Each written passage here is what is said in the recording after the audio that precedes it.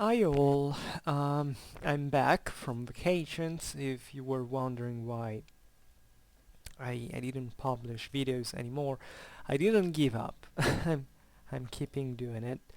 I didn't get many views during vacations. Well, but I'm still at the beginning, and I realize it takes time. But there is someone, peeping here and there, which is fascinating. I noticed that my more viewed videos are the ones concerning things like Vikings, Thracian warfare, and something about Norman Sicily, and the Islamic conquests. So all things that are more, let's say, bigger and more controversial topics, which I expected, by the way, to happen. Right now, I'm trying to instead talk more often about something more complex, um, more refined in a way that probably attracts less people, and it's a more strictly historical way of doing the YouTube here. And today I would like to continue. I'm talking very often about Middle Ages, as you can see, and I go back and forth. I do one video about the high or early Middle Ages and another about the low Middle Ages.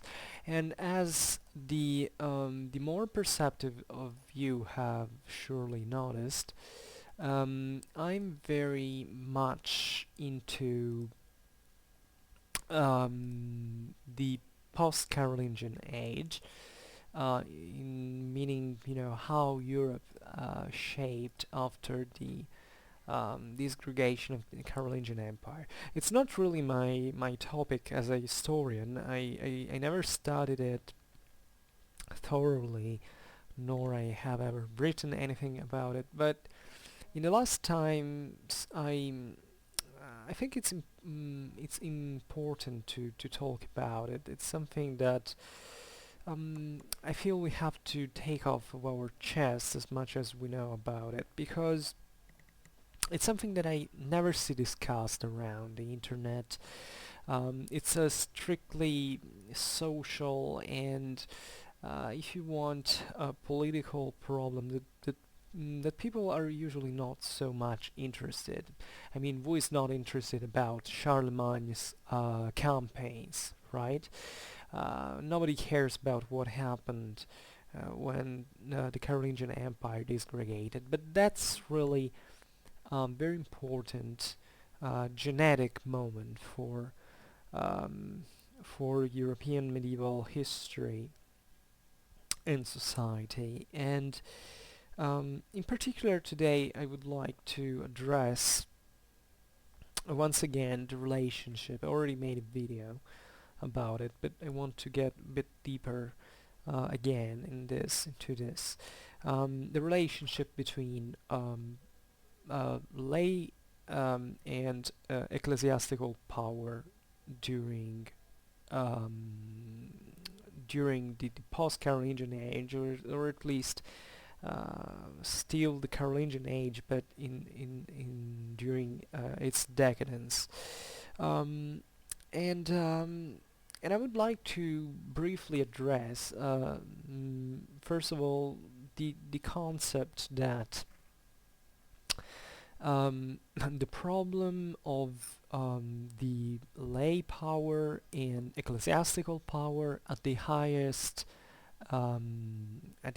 levels, that is between the emperor, the Carolingian emperor, and the Pope of Rome, is something that begins here. I mean, if you think about the struggles during the 11th century, between the mundane power and the spiritual one, we're actually being born now. There were a lot of ambiguities since the very early beginning.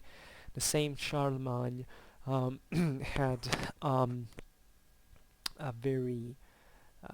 very strong idea that he was, the king that God had chosen, and that there was no one that could tell him what to do, while the popes in Rome were already conceiving and even asking the same emperor for a big deal of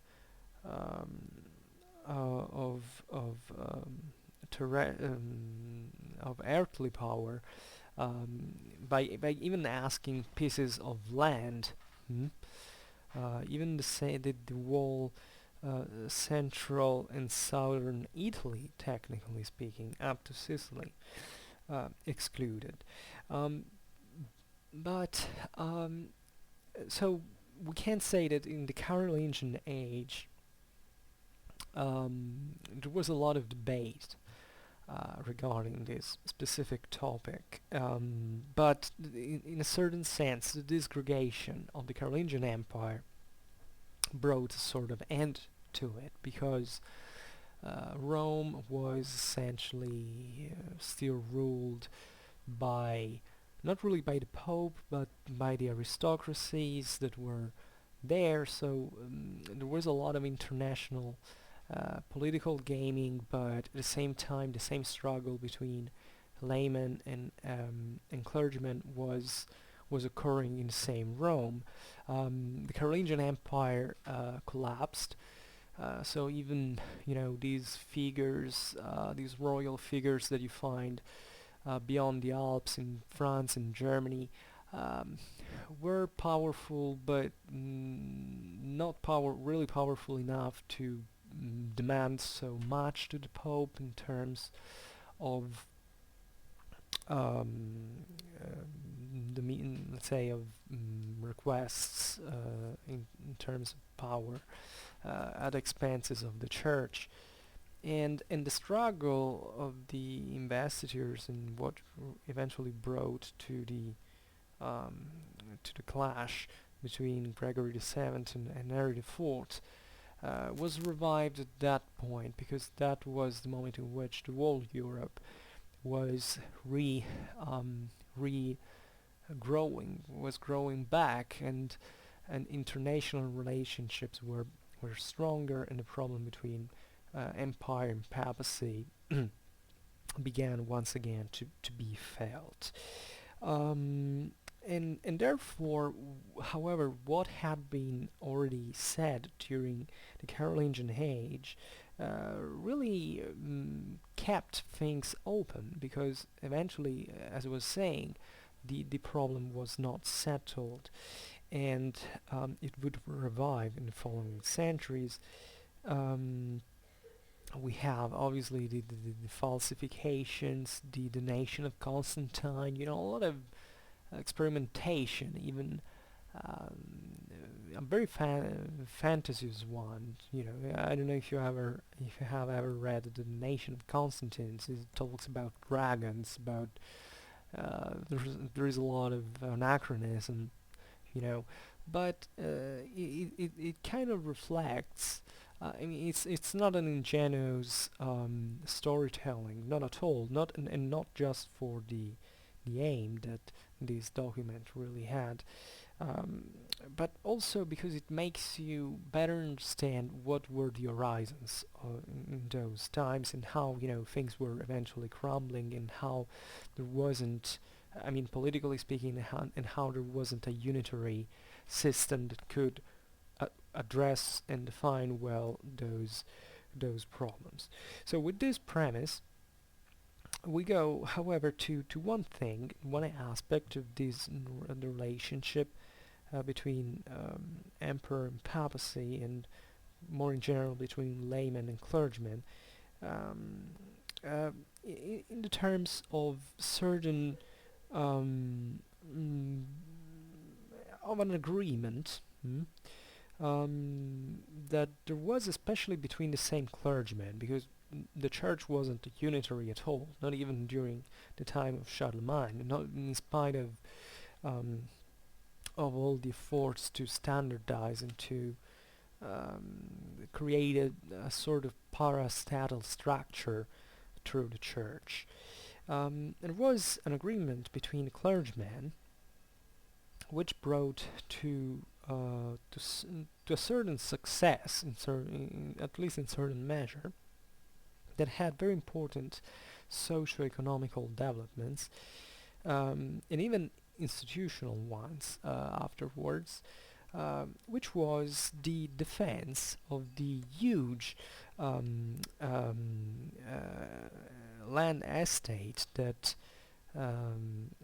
of the churches in front of let's say of royal interference and from the um, um, let's say the usurpations from the delay powers. Um, Basically, what had happened was that the ancient conception of the holy character that was inherent to the church possession prevailed in some measure, especially since there was a climate of cultural hegemony um, from the church. I mean, by the church, in the sense that there was much of a reaction at a certain point against um, uh, the the unscrupulousness um, with which traditionally the Pipinian Carolingians, since the times of Charles Martel, had used towards the properties of bishoprics um, and abbeys in order to benefit their own vassals. Towards the end of the Carolingian Empire, what you find is there is a comeback of the church prerogatives, especially the major bishoprics and abbeys were provided with diplomatic royal immunities that not only forbade extortions of tributes and other you know services um, um, from the um,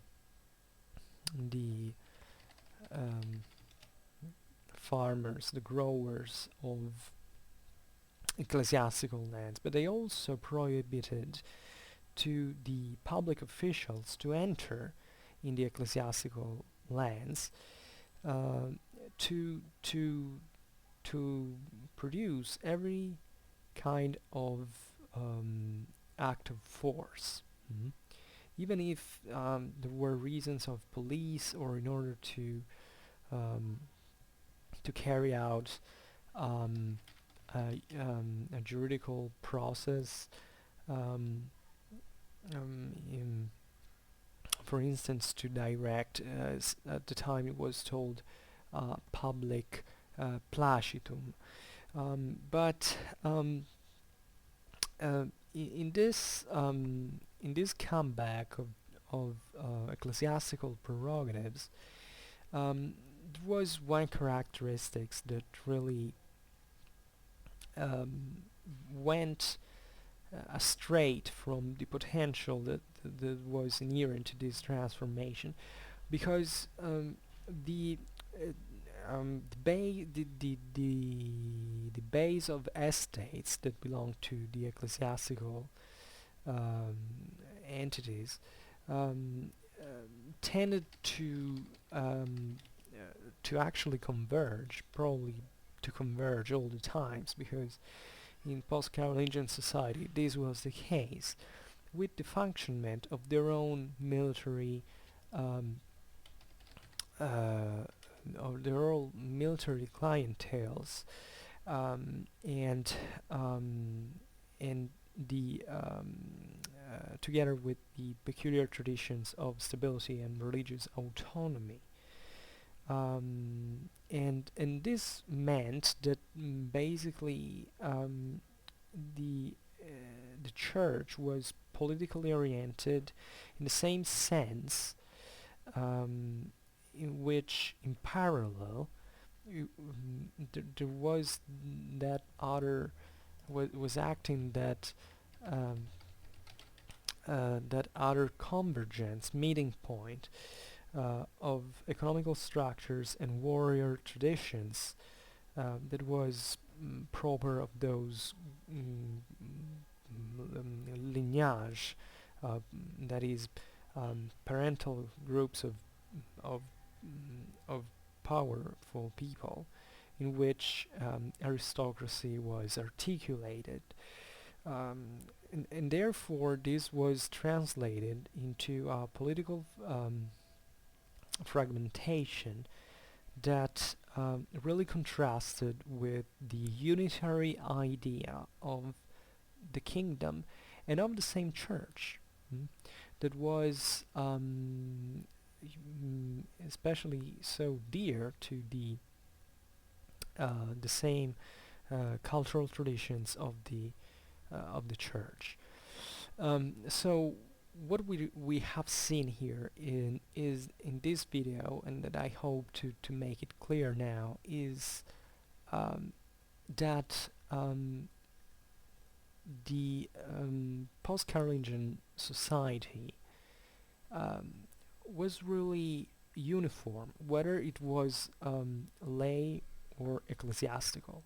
What it means is that ecclesiasticals basically behaved like the same laymen, and for the simple reason that and we're talking about aristocracies here, because the bishops and abbots, so the ones who had the power over these very large estates, came from the same families of the lay aristocracy.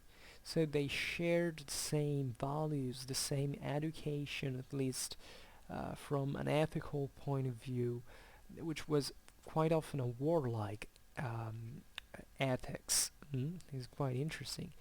They shared the same lifestyle.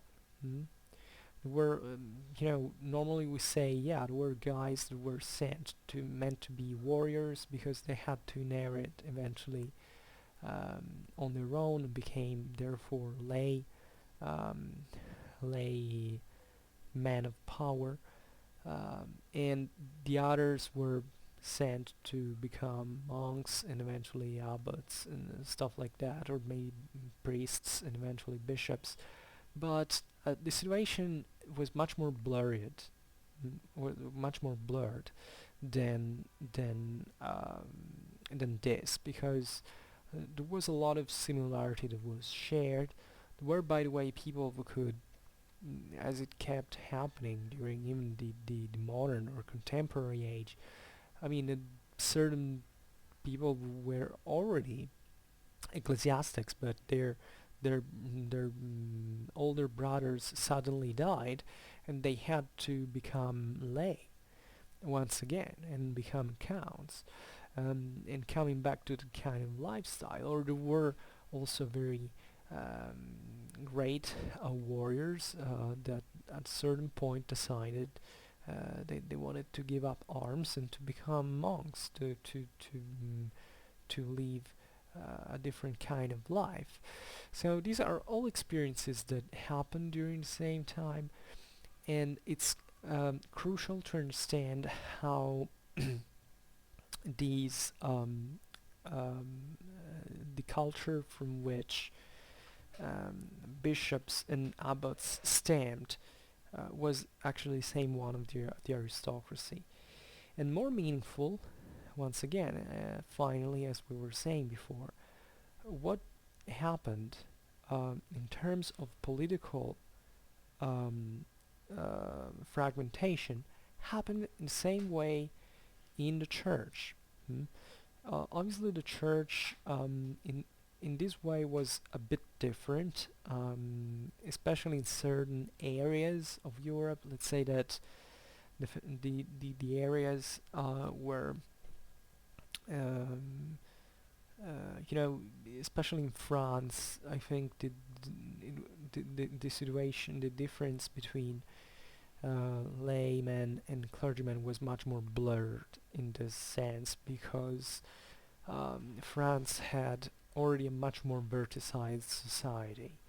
In places like Italy and partly in Germany, um, things were a bit different because the proto-feudalism had not spread so much like in France or in certain regions of Benelux, and therefore local traditions persisted more frequently, and there could have been, in my opinion, less difference, and more difference, excuse me, between laymen and clergymen. Also, for certain traditions that were proper, for instance, of ex Byzantine lands, like it happened in Italy, where there was a strict division between the state and the church.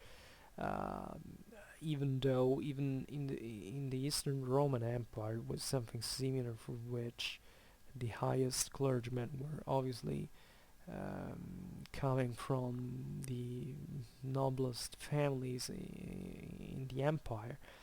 Um, but what is important in this, after all, is that there is a political disgregation both in the post-Carolingian kingdoms and in the same church. mm.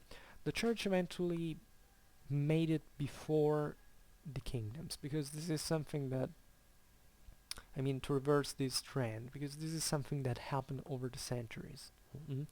You arrive at the beginning of the 13th century, in which you have a church that is something extremely centralized, at least compared to the political realities, the late political realities of that time, when in fact kingdoms were still trying to form and to strengthen in many ways. So the church had, for many reasons, for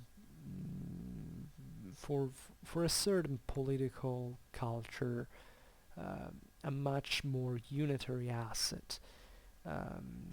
But overall, and especially in those areas that were fresh from evangelization, and therefore there hadn't been such a strong development of local churches, um, uh, clergymen were much more similar to the laymen, and this brought to an extreme political fragmentation. Think about Germany, Western Germany, where you have these very big archdioceses that even during the low Middle Ages and onwards played such a dynamic role in lay politics um, in Germany, Trier, Mainz, and Cologne. It's something that all started back then. The idea, this convergence between lay culture and ecclesiastical culture in the field of politics, because their exponents actually came from the same blood, literally. And it's very fascinating, in my opinion, because it tells you that the church probably kind of lost an opportunity in many ways, also because the Carolingians had pushed, paradoxically, to form something like that, something unitary, even in terms of the church. The church reformation during Carolingian Age was exactly this. It was to create um, a para-statal entity that the emperor could basically manage on its own, and since it wasn't hereditary, it could, once a bishop died, you could place their bishop that was favorable to you and that didn't have ties with the local estates, in order to counter the push instead of laymen who had a very strong Germanic concept of, personal, of private, essentially, power that really was strongly against the public one that the Carolingian Empire was trying to build in imitation towards the Roman Empire, and instead, even this effort eventually failed, and it failed together with the Carolingian Empire itself, and it would have been retaken by Rome and the popes, as we know and as we will see in some other video, because that's also a very important topic to discuss. So I hope that the concepts were clear enough. If you have any question, please write a comment here below. Feel free to add your considerations. I ask you to share this video because that's really the quickest way this channel can grow, and the quickest way I will feel more engaged to produce other material like this. And I'm planning to produce a lot about history, not just about the Middle Ages, but I decided to start from here because, I'm sure it's plenty of people out there interested in these topics. So thanks very much to you for listening. See you next time.